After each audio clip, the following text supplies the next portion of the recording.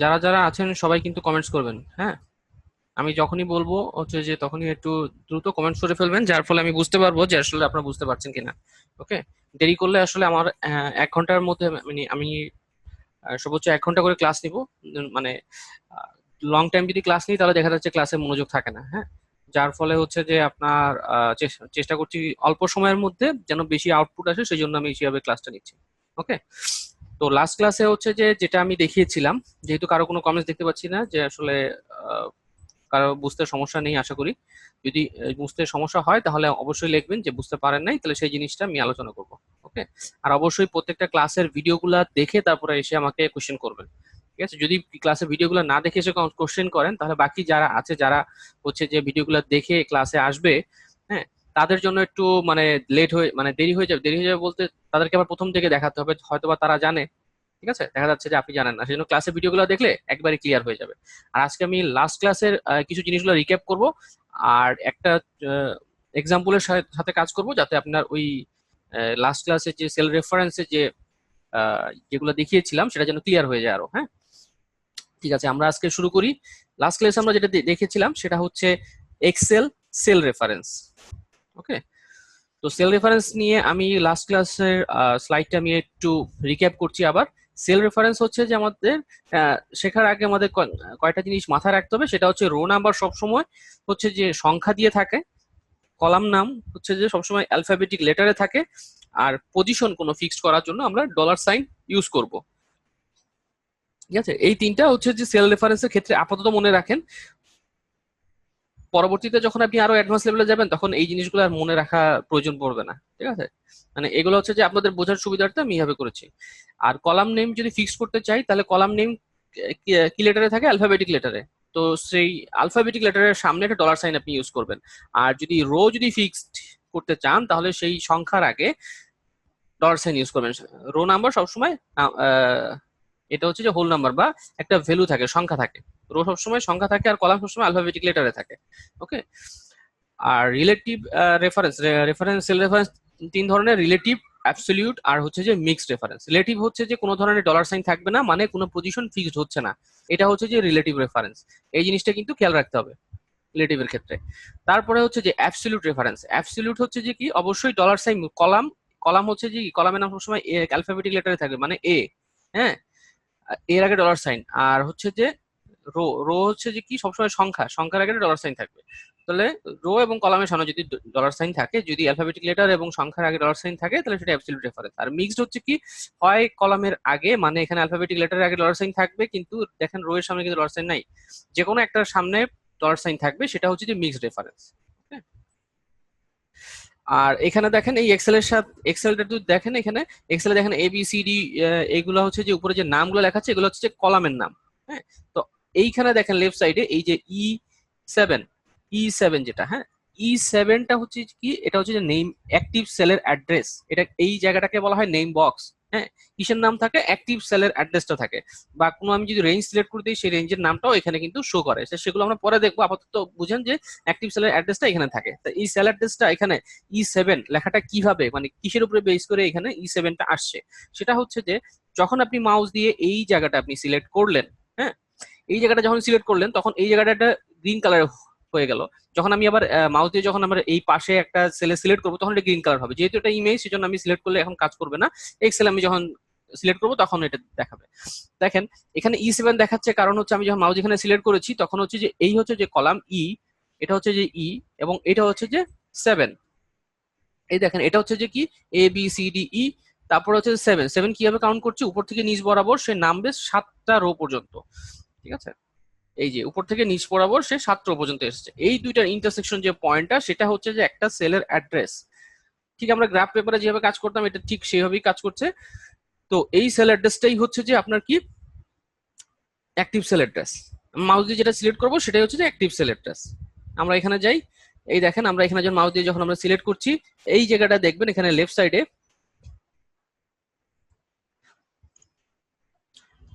এই যে কোথায় গেল, এই যে এখানে লেফট সাইডে দেখেন আমি মাউস দিয়ে যখন সিলেক্ট করছি এই জায়গার ভ্যালুগুলো চেঞ্জ হচ্ছে। তো এটা সহজে মনে রাখার উপায় হচ্ছে যখন আপনি মাউস দিয়ে সিলেক্ট করবেন তখন দেখবেন এটা কত নাম্বার কলামে আছে এবং কত নাম্বার রোতে আছে, এই দুইটা জাস্ট হচ্ছে যে ইন্টারসেকশন পয়েন্টই হচ্ছে তার সেলের অ্যাড্রেস। ওকে। তো আমরা হচ্ছে যে এখন একটা এক্সাম্পল কাজ করব, মানে এক্সাম্পল নিয়ে কাজ করব, যেটার সাহায্যে আমরা বুঝতে পারবো যে আসলে সেল রেফারেন্সটা আমাদের কেন দরকার, অ্যাবসলিউট কেন দরকার, রিলেটিভ কেন দরকার, মিক্সড কেন দরকার। হ্যাঁ, তো এই আমরা এক্সাম্পলটা করলে আমরা এই জিনিসটা ক্লিয়ার হয়ে যাবে। আর নেক্সট ক্লাসে আপনাদের জন্য কুইজ থাকবে। সো ক্লাসের ভিডিওগুলোর প্রত্যেকটা ভিডিও দেখবেন, দেখলে ক্লিয়ার হয়ে যাবে।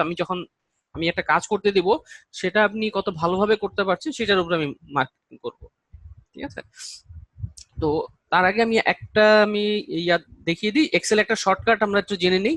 আমরা আস্তে আস্তে একটা একটা করে শর্টকাট গুলো শিখবো। হ্যাঁ, এক্সেলের শর্টকাট হচ্ছে যে অল্ট প্লাস ইকুয়াল টু, এটা হচ্ছে যে এটা দিয়ে আমরা সামটা ইকুয়াল টু সাম দিয়ে আমরা কষ্ট করে লিখতে হবে না, এটা ডাইরেক্ট অটোমেটিক্যালি চলে আসবে। Alt plus equal, world plus equal হচ্ছে এই কিবোর্ডের এইখানে যেটা আছে এটা হচ্ছে যে কি, এটা ওয়ার্ল্ডের সাথে ওয়ার্ল্ড চেপে তারপরে চাপবো হচ্ছে যে এই যে এখানে একটা প্লাস প্লাস এবং ইকুয়াল সাইন যখন একসাথে আছে একটা কিবোর্ডের, এটা কি সেটা চাপবো। চাপলে কি হবে, সেটা সাম হয়ে যাবে। তা কিভাবে এই কাজটা করছে দেখেন, আমি এখানে করি, এই যে আমি এখানে সিলেক্ট করলাম, এখানে সিলেক্ট করার পর আমি যদি অল্ট প্লাস ইকুয়াল যদি আমি প্রেস করি, আমাকে এই সেলটা সিলেক্ট করতে হবে। যে সেলটা সিলেক্ট করবো সেটার পাশে অবশ্যই সংখ্যা থাকতে হবে।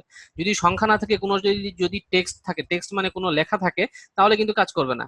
তা এখানে আপনি সিলেক্ট করলাম, সিলেক্ট করলে অল্ট প্লাস ইকুয়াল আমি একসাথে প্রেস করব। হ্যাঁ, অল্ট তারপরে প্লাস ইকুয়াল, দেখেন এখানে সাম লেখাটা অটোমেটিক্যালি চলে আসছে। ঠিক আছে? এখানে শুধু সাম আসছে কারণ হচ্ছে, দাঁড়ান এটা আমি উঠাই দিই, এটা আমার দরকার নাই, একটা মিনিট।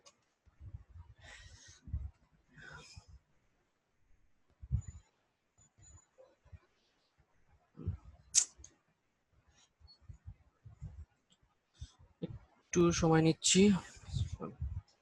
এই যে সামের ক্ষেত্রে এখন দেখেন এখানে হচ্ছে যে কি আছে, এগুলো হচ্ছে যে রেজাল্ট এক একটা। হ্যাঁ, যদি এখানে কোনো, আমি যদি এই জিনিসটা এই টোটালটা যদি আমি সাম করতে চাই, নর্মালি আমরা কিভাবে লিখতে পারি, একটা হচ্ছে যে কঠিন ভাবে মানে একটু কষ্ট করে যদি লিখতে হয়, তাহলে এখানে ইকুয়াল টু সাইন দিয়ে এটা সিলেক্ট করতে হবে, প্লাস দিতে হবে, এটা প্লাস দিতে হবে, এটা। ঠিক আছে? এইভাবে আমরা কিন্তু প্লাস করতে পারি। তো এইভাবে আমরা করব না, আমরা আরেকটা উপায় আছে, সেটা ইকুয়াল টু দিয়ে সাম, একটা ফাংশন রেডি করা আছে, সেটা আমরা দিয়ে ইকুয়াল টু সাম দিব, তারপরে আমরা ইকুয়াল টু দিকে সাম লেখার পরে ফার্স্ট ব্র্যাকেট দিব। ঠিক আছে? ফার্স্ট ব্র্যাকেট আমরা দুই ভাবে দিতে পারি, একটা হচ্ছে ট্যাব, কিবোর্ডে যে ট্যাব থাকে সেই ট্যাবটা আমরা প্রেস করব। প্রেস করার পরে এখানে দেখেন এটা ট্যাব প্রেস করতে পারেন, অথবা ফার্স্ট ব্র্যাকেট আপনি দিতে পারেন। দেওয়ার পরে আপনি এখান থেকে মাউস দিয়ে এটা ধরে এটা টেনে দিবেন, তারপরে হচ্ছে যে ফার্স্ট ব্র্যাকেটটা ক্লোজ করবেন, ক্লোজ করার পরে ইন্টার দিবেন। দেখেন এটা সাম হয়ে গেছে। হ্যাঁ, এটা সাম করলে আমরা এখানে সাম দেখাচ্ছে কত, 204। এবং এই যে আপনি যখন এটা মাউস দিয়ে যখন কোনো ভ্যালু আপনি দেখিয়ে দিচ্ছেন যে আমার এখান থেকে এতটুকু, আপনি যখন সিলেক্ট করছেন তখন কিন্তু এটা অটোমেটিক্যালি সাম এভারেজ হয়ে যাচ্ছে। এটা কিভাবে বুঝবেন, আপনি এখানে সাম না লিখেও সাম কিন্তু দেখা যায়। আরেকটা অপশন হচ্ছে এই যে নিচের দিকে, এখানে নিচে এক্সেলের যে নিচের দিকে দেখেন, একবারে নিচের এইখানে দেখা যাচ্ছে এভারেজ এত, কাউন্ট এত এবং সাম এত। ঠিক আছে? এখন আমি যদি এটা টান দেই, এখান থেকে এতটুকু আমি টান দিলাম, বাংলা থেকে ইংলিশ টান দিলাম, টান দেওয়ার পরে দেখেন এখানে দেখাচ্ছে সাম হচ্ছে কত, 204। এটা হচ্ছে যে শর্টকাটে আপনি একটু ইনফরমেশন গুলা দেখতে দেখতে চান, তাহলে এখান থেকে দেখতে পারেন। আর এই অপশন গুলা আপনার কিভাবে আসছে দেখেন, এক্সেলের নিচের দিকে এই যে রেডি রেডি নামে একটা নিচের দিকে একটা বার আছে। হ্যাঁ, ছোট একটা বার আছে, এই বারের দিকে এই গ্রিন কালারের যে বার আছে, এখানে যে যদি রাইট বাটন ক্লিক করেন, দেখেন এখানে অনেকগুলো অপশন দেখাচ্ছে। হ্যাঁ, দেখেন এখানে কাউন্টের এখানে টিক চিহ্ন দেওয়া আছে, এই জন্য কিন্তু কাউন্টটা দেখাচ্ছে। কাউন্ট কত, 4, এভারেজ কত, 51, সাম দেখাচ্ছে কত, 204। এই যে এই ভ্যালুগুলো এখানে দেখাচ্ছে, এগুলো কোথা থেকে নিচ্ছে, আমি যখন এটা সিলেক্ট করলাম না, এই ভ্যালুগুলা যখন সিলেক্ট করলাম, তখন সে অটোমেটিক্যালি ওই ফাংশনের থ্রুতে এগুলা ক্যালকুলেট করে নিচ্ছে। আর এইগুলা কেন দেখাচ্ছে, কারণ এইখানে এটা টিক দেওয়া আছে। যদি আমি এটা উঠায় দেই, তাহলে দেখেন এইখানে কিন্তু কাউন্টার দেখা যাচ্ছে না। যখন আমি রাইট বাটন ক্লিক করে এখানে যে ক্লিক করে দেবো, তাহলে দেখেন এটা টিক চিহ্ন আসলো এবং ওই ভ্যালুটা আমরা এখান থেকে দেখতে পেলাম, এই যেখানে চলে আসলো। আবার যদি চান যে আপনি যে মিনিমাম মিনিমাম যে ভ্যালু আছে যেটা সিলেক্ট করলেন আপনি মাউস দিয়ে, সেখানে মিনিমাম ভ্যালুটার জন্য এই নিচের বারে শো করে, এটার জন্য আপনি ওই গ্রিন যে একটা বার আছে তার উপরে যে, বা যেখানে লেখাটা শো করছে সেই বারের উপরে যে কোনো জায়গাটা ক্লিক করবেন, করে তারপরে আপনি এখানে মিনিমাম ম্যাক্সিমাম সবকিছু আপনি চাচ্ছেন দেখতে, আপনি জাস্ট সিলেক্ট করলে ওই যে সিলেকশনের মধ্যে যে যেটা মিনিমাম সংখ্যা সেটা দেখাবে, যেটা ম্যাক্সিমাম সংখ্যা সেটা দেখাবে। ঠিক আছে? সবকিছু দেখাচ্ছে। আবার চাইলে এগুলো রাইট বাটন ক্লিক করে মিনিমাম ম্যাক্সিমাম এগুলো যদি দরকার না থাকে আপনি এখান থেকে উঠাই দিলেন, তাহলে কিন্তু সেটা আর ক্যালকুলেশনটা এখানে দেখাবে না। ঠিক আছে? তা আমরা অনেকভাবে দেখতে পারি, একটা নিচের বারেও আমরা দেখতে পাচ্ছি যদি মাউস দিয়ে সিলেক্ট করে দেখতে পাচ্ছি, আর একটা হচ্ছে যে সাম ফাংশনের থ্রুতে আমরা সামটা দেখতে পাচ্ছি।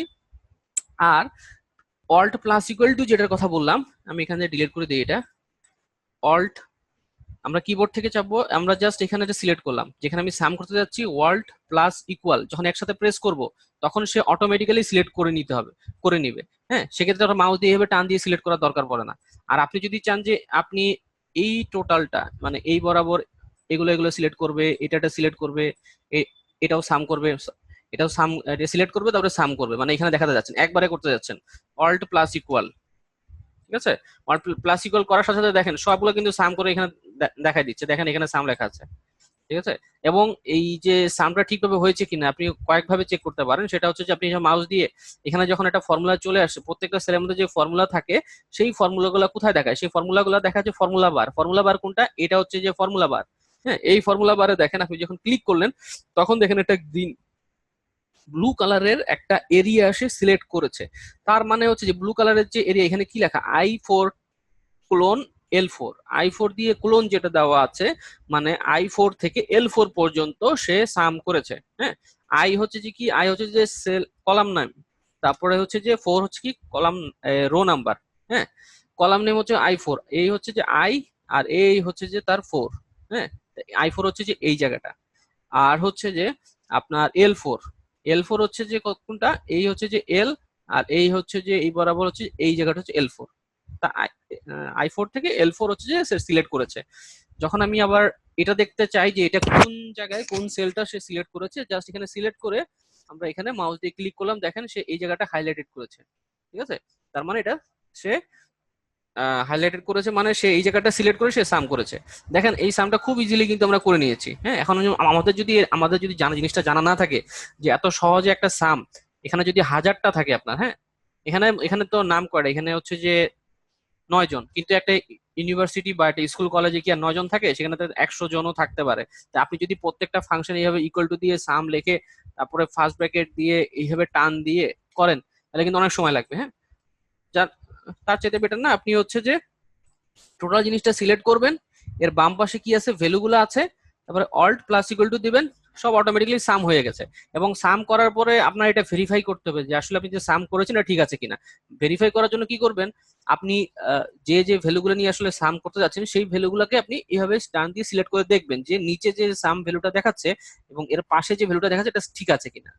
আবার এটা টান দিলাম, টান দিয়ে দেখেন এখানে সামনে 231, দেখেন ডান পাশে 231 কত দেখাচ্ছে, 231। আবার আপনি যদি এখন উপরের দিক থেকে আপনি চাচ্ছেন যে সাম করে দেখতে, যে বাংলায় এভারেজ, এখানে কি এভারেজ, ওকে। এখন হচ্ছে যে এটা তো সাম গেল, সামের এই কাজটা কি আপনি বুঝতে পেরেছেন আপনারা সবাই, যে সামটা কিভাবে সহজে করা যায়? যদি বুঝতে পেরে থাকেন বা ইয়েস লেখেন অথবা ক্লিয়ার লেখেন, সবাই লিখবেন, শুধু একজন লিখলে আর হবে না।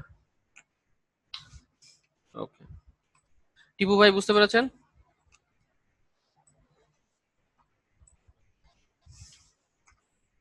হ্যালো,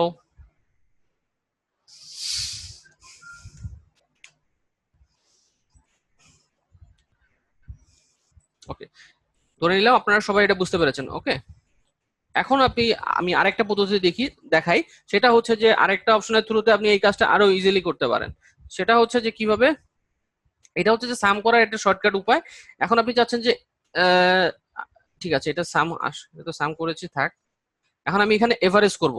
এভারেজ আমি যদি আবার অল্ট প্লাস ইকুয়াল টু দিই তাহলে কিন্তু এভারেজ হবে না। হ্যাঁ, তাহলে আমরা যেটা করব এখানে ইকুয়াল টু দিয়ে, এখন আমি আরেকটা উপায় দেখাচ্ছি যে আমি এভারেজ কিভাবে শর্টকাটে করতে পারি, অনেকগুলো নাম্বার আছে একটা একটা করে না দিয়ে। হ্যাঁ, এভারেজ বা যে কোনো ফাংশনই আপনি এইভাবে শর্টকাটে আরেকভাবে করতে পারেন, সেটা হচ্ছে যে ইকুয়াল টু AVERAG। যেহেতু আমাদের এখানে এভারেজ এর একটা কলাম আছে, আমি এভারেজ করবো এই নাম্বারগুলো, তা আমি এটা দিয়ে আমি এটা মাউস দিয়ে সিলেক্ট করলাম। হ্যাঁ, মাউস দিয়ে সিলেক্ট করে দিয়ে তারপর আমি এটা ব্র্যাকেট দিলাম, ক্লোজ।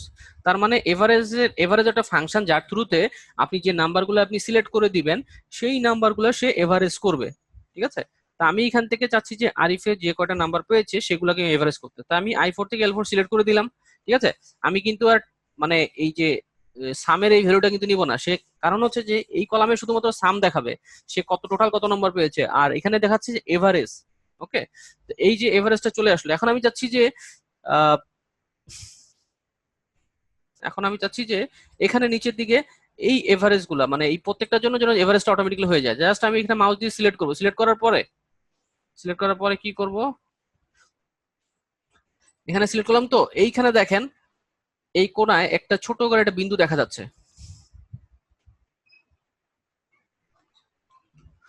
একটু সময় দিবেন। এই যে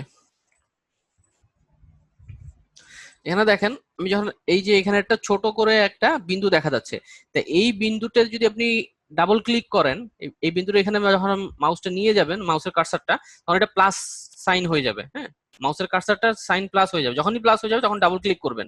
ডাবল ক্লিক করার সাথে সাথে দেখেন এখানে সবগুলোর কিন্তু এভারেজ, এই যে এখানে যে ফর্মুলাটা যেটা ছিল সেটা কিন্তু পরের সেলেও কিন্তু এই সেম ফর্মুলাটা চলে আসছে। শুধুমাত্র দেখেন এখানে কিন্তু এই যে সিলেকশন সিলেকশন এরিয়াটা কিন্তু চেঞ্জ হয়ে গেছে। হ্যাঁ, আর এখানে হচ্ছে যে ডিভিশন বাই জিরো এটা দেখাচ্ছে, কারণটা হচ্ছে যে এইখানে কিন্তু কোনো ভ্যালু নাই। এখানে কোনো ভ্যালু নাই, সেই জন্য এটা দেখাচ্ছে।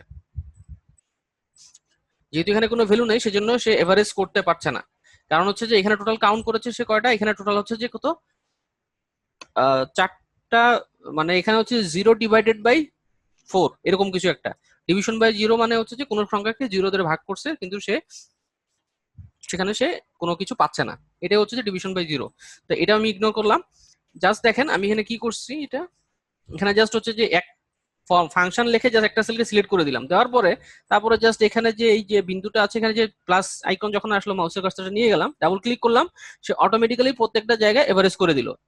আর এখানে যে ডিভিশন বাই জিরো আমি এটা বাদ দিলাম, এটা ডিলিট করে দিলাম। হ্যাঁ, তাহলে দেখেন এখানে কিন্তু এভারেজ গুলা কিন্তু অটোমেটিক্যালি হলো, জাস্ট একটা সেলের মধ্যে আপনি করলেন, তারপর এখানে প্লাস, এখানে মাউসটা নিয়ে যে প্লাস সাইন যখন আসলো ডাবল ক্লিক করলেন, প্রত্যেকটা সেলের মধ্যে তার এভারেজ চলে আসলো। কিসের এভারেজ আসলো, এই যে এখানে নামগুলো আছে যে এই নেম ওয়াইজ তার স্কোর কত সেটার একটা এভারেজ চলে আসলো। হ্যাঁ, তাই এখানে এভারেজটা ঠিক আছে কিনা সেটা আমরা কিভাবে চেক করবো, এই জাস্ট ওই মাউস দিয়ে আমরা সিলেক্ট করবো, সিলেক্ট করার পরে দেখেন এখানে এভারেজ 71.75, দেখেন এখানে এভারেজ 71.75। আমি আরেকটা চেক করি, এই এখানে হচ্ছে কি, এখানে নাহিদ আছে, নাহিদের এখানে কত আছে, 88.5, দেখেন এখানে এভারেজ 88.5। ঠিক আছে, ঠিক সেম ভাবে আমরা যদি এখানে এখন আমি এভারেজে আরেকটা নিয়ম দেখাচ্ছি, ইকুয়াল টু এভারেজ, এবার AVRAG লিখলাম, এভারেজ দিয়ে ফার্স্ট ব্র্যাকেট দিলাম, তারপর আমি এটা সিলেক্ট করে দিলাম। ঠিক আছে, এটা সিলেক্ট করে দিয়ে যে বাংলায় এভারেজে সবাই কত পেয়েছে সেটা আমি দেখতে যাচ্ছি। তা আমি এটা হচ্ছে এভারেজ ফাংশনটা লিখে জাস্ট রেঞ্জটা আমি সিলেক্ট করে দিলাম, যে এখান থেকে এখানে সেই ভ্যালুগুলো আছে যেগুলো আমি এভারেজ করব। তারপরে আমি ব্র্যাকেটটা ক্লোজ করলাম, তারপর ইন্টার দিলাম, তারপরে আমি এটা কপি করে, আমি এর আগে করেছিলাম কি ডাবল ক্লিক করে, এখন কিন্তু ডাবল ক্লিক করলে এটা নিচের দিকে চলে যাবে। হ্যাঁ, আমরা ডাবল ক্লিক করব না, লেফট থেকে যখন রাইটে আমরা কোনো জিনিস আমরা যদি এভারেজ করতে চাই, তাহলে সেটা কিন্তু এখানে জাস্ট ফাংশনটা লিখে এটা কপি করে এটা আমরা এখানে পেস্ট করে দিব, তাহলে দেখেন এখানে এভারেজ চলে আসছে এগুলা। দেখেন এখানে সিলেকশনটা কিন্তু চেঞ্জ হয়েছে, এখানে দেখেন সিলেকশনটা কিন্তু চেঞ্জ হয়েছে। এই যে সিলেকশন গুলাতে চেঞ্জ হচ্ছে অটোমেটিক্যালি, হ্যাঁ, এটার কারণটা কি, এগুলা হচ্ছে যে মেইন কারণ হচ্ছে যে সেল রেফারেন্স, এখানে কোন মানে এখানে কি সেল রেফারেন্সটা কাজ করছে সেটা একটু বলবেন। আমি লাস্ট একটু আগে যে সেল রেফারেন্সের কথা, তিনটা সেল রেফারেন্স আছে, একটা রিলেটিভ, অ্যাবসলিউট আর মিক্সড। এইখানে যে সেল রেফারেন্সটা কাজ করছে এটা কি ধরনের সেল রেফারেন্স, নামটা একটু বলেন। ফারহানা, টিপু ভাই, তারপরে হচ্ছে মুসাদ্দেক মোল্লা, যে সবাই বলেন যে এখানে কি ধরনের সেল রেফারেন্সটা কাজ করছে। আমি মাউস দিয়ে সিলেক্ট করে রাখলাম।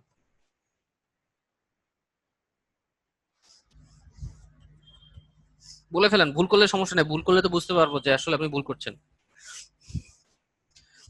সবাই বলেন, যারটা ঠিক আমি বলবো, সবাই আগে বলেন, আনসার দেন, ভুল ভুল হোক যাই হোক বলেন।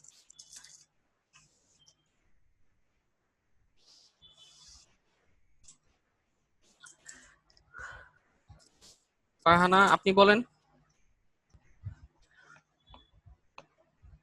কনফিউজড, ওকে। আমি সেল রেফারেন্সের ক্ষেত্রে আমি কি বলেছিলাম, যদি অ্যাবসলিউট হয় অবশ্যই ডলার সাইন থাকবে। এখানে সেল রেফারেন্স আসলে কিসের উপরে বেস করে আমরা সেল রেফারেন্স দিচ্ছি, সেলের অ্যাড্রেসটা দেখেন এখানে I5L5। হ্যাঁ, I5L5 এখানে কোনো ডলার সাইন আছে কারো সামনে? এখানে যদি ডলার সাইন থাকতো তাহলে আমরা বলতাম যে এটা অ্যাবসলিউট। আর এখানে এক মানে কোনোটার মধ্যেই কোনো ডলার সাইন নাই, তার মানে এটা হচ্ছে রিলেটিভ। আর রিলেটিভটা কালকে কিভাবে কাজ করে আমি বলেছিলাম, একটা শেপ দিয়ে দেখিয়েছিলাম, মনে আছে? যে আপনি যখন এই একটা শেপ আর এখানে ধরেন এই আর একটা শেপ, তো দুইটা শেপ মানে রিলেটিভটা হচ্ছে এরকম, আপনি যখন সরবেন তখন এটাও সরবে, আপনি যখন নিচে নামবেন এটাও নিচে নামবে। মানে সে জায়গাটা জাস্ট মানে তার ডিস্টেন্সটা সেম রাখবে, ঠিক আপনার ছায়ার মতন। হ্যাঁ, ডিস্টেন্সটা সেম রাখছে, এখানে কোনো রিলেটিভটা ইউজ হচ্ছে না। আমি জাস্ট এখানে যখন কপি করে নিচে যদি পেস্টও করি তখন কি হচ্ছে, জাস্ট ওই সেল রেফারেন্স আমি চেঞ্জ হয়ে যাচ্ছে, এখান থেকে এখানে আসছে তখন চেঞ্জ হয়ে যাচ্ছে, যখন এখানে যাচ্ছে তখন এখানে চেঞ্জ হয়ে যাচ্ছে। এই যে সেল রেফারেন্সটা জানার ফলে আমি ডাইনামিক্যালি কাজটা করতে পারছি। যদি না জানতাম তাহলে কিন্তু ডাইনামিক্যালি আপনি কাজটা করতে পারতেন না। সেল রেফারেন্সের কনসেপ্ট ছাড়া ডাইনামিক ভাবে কোনো কাজ আপনি পারবেন না। ঠিক আছে, প্রথমত হচ্ছে যে সোজা যদি মুখস্থ করে আপনি যদি কাজও করেন তাহলে এটা দেখলেই আমরা বোঝা উচিত যে সেল রেফারেন্স রিলেটিভ হচ্ছে তখনই যখন কোনো ডলার সাইন থাকবে না। ডলার সাইন যদি থাকে তাহলে সেটা অ্যাবসলিউট অথবা রিলেটিভ, অ্যাবসলিউট অথবা মিক্সড হবে। আর অ্যাবসলিউট হওয়ার জন্য কিন্তু এই সংখ্যার আগে এবং লেটারের আগে অবশ্যই একটা ডলার সাইন থাকবে। ঠিক আছে, কিন্তু এটা সংখ্যা অথবা লেটারের আগে কোনো ডলার সাইন নাই। আর যেহেতু সংখ্যা অথবা মানে খুব সহজে বোঝার উপায় হচ্ছে যে অ্যাবসলিউট হলে অবশ্যই ডলার সাইন থাকবে, এবং ডলার সাইন কার কাছে থাকবে? ডলার সাইন দুই জায়গায় থাকবে, সংখ্যার আগে এবং লেটারের আগে থাকবে ডলার সাইন। আর যদি রিলেটিভ হয় তাহলে ডলার সাইন থাকবে না। ঠিক আছে, আর যদি মিক্সড হয় তাহলে যে কোনো একটার আগে ডলার সাইন থাকতেই হবে, তাহলে সেটা মিক্সড। ওকে, আর এই যে রিলেটিভ অ্যাড্রেসের ফলেই দেখা যাচ্ছে যখন আমি এটা কপি করে এখানে পেস্ট করছি তখন তার পজিশন কিন্তু চেঞ্জ হয়ে যাচ্ছে। হ্যাঁ, উপর থেকে নিচে যখন যাচ্ছে তখন সে তার কিন্তু এই যে এটার ক্ষেত্রে সিলেকশন হচ্ছে এই জায়গা ছিল, যখন আমি এটা কপি করে পেস্ট করছি তখন সে কি কপি করে পেস্ট করছে, সে ওই জায়গায় যে 204 দেখাচ্ছে সেটাকে কিন্তু কপি করে পেস্ট করছে না, সে করছে কি ওই ভিতরে এই 204টা মানে কিভাবে আসছে, এই যে I4 থেকে L4, হ্যাঁ, এটাকে সিলেক্ট করেই না সে এখানে নিয়ে আসছে। তার তো নিজস্ব এটা ভ্যালু না, সে এগুলোকে সাম করে এখানে দেখাচ্ছে, এটাকে সাম করে এখানে দেয় 204। যখন আমি কপি করে পেস্ট করছি তখন কি করছে, সে ওই যে ফর্মুলার যে সেল রেঞ্জ সেই সিলেকশনটাও সে নিচে নিয়ে আসছে। ঠিক আছে, এই জিনিসটা কি ক্লিয়ার? ক্লিয়ার হলে দ্রুত লেখেন ক্লিয়ার।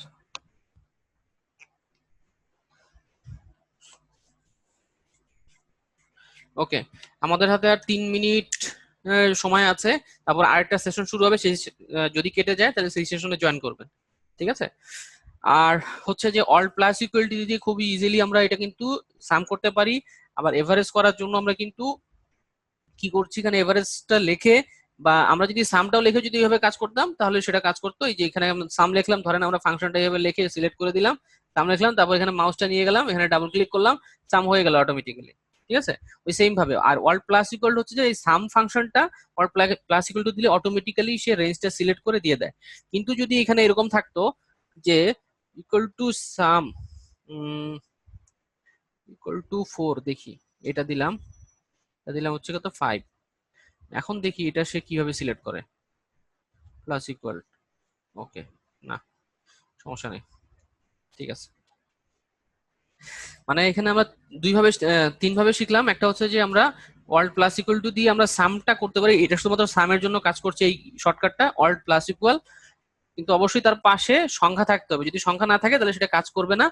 আর এভারেজটা আমরা কিভাবে দেখলাম যে এভারেজ বা সাম সব ক্ষেত্রেই আরেকভাবে কাজ করবে, যে আমি ফাংশনটা লেখার পরে এখানে জাস্ট কোনায় যে একটা মাউসটা নিয়ে যাবো, ডাবল ক্লিক করব, তাহলে সে অটোমেটিক্যালি সেই ভ্যালুগুলা মানে ওই ফর্মুলা গুলা রিলেটিভ রেফারেন্সের কারণে নিচে ফর্মুলা গুলার যে সিলেকশনটা সেটাও চেঞ্জ হবে, এবং ফর্মুলা গুলা সে এখানে অটোমেটিক্যালি লিখে দিবে।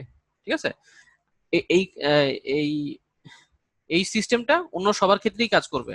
ঠিক আছে, কিন্তু যদি এমন কোনো ইয়া থাকে যে আপনি লেফট সাইড থেকে রাইট সাইডে আপনি কোনো এভারেজ বা সাম করতে যাচ্ছেন, তখন সেই ক্ষেত্রে শর্টকাট উপায় হচ্ছে যে আপনি যে জায়গাটায় আপনি এভারেজ ধরেন এখানে করতে যাচ্ছেন, তাই এটা সিলেকশনটা করলেন, করার পরে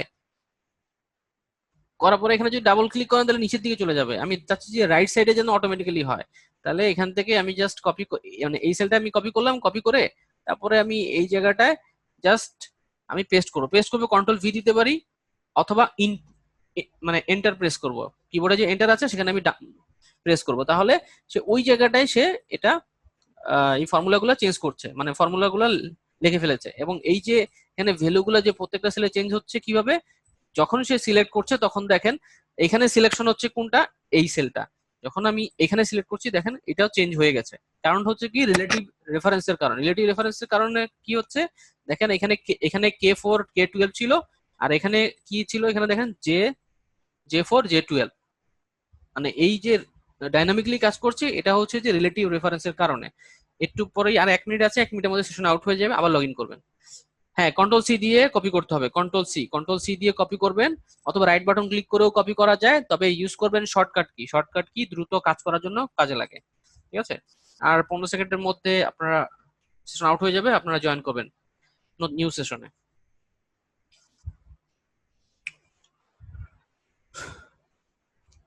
এখন পর্যন্ত তো ক্লিয়ার সবকিছু নাকি?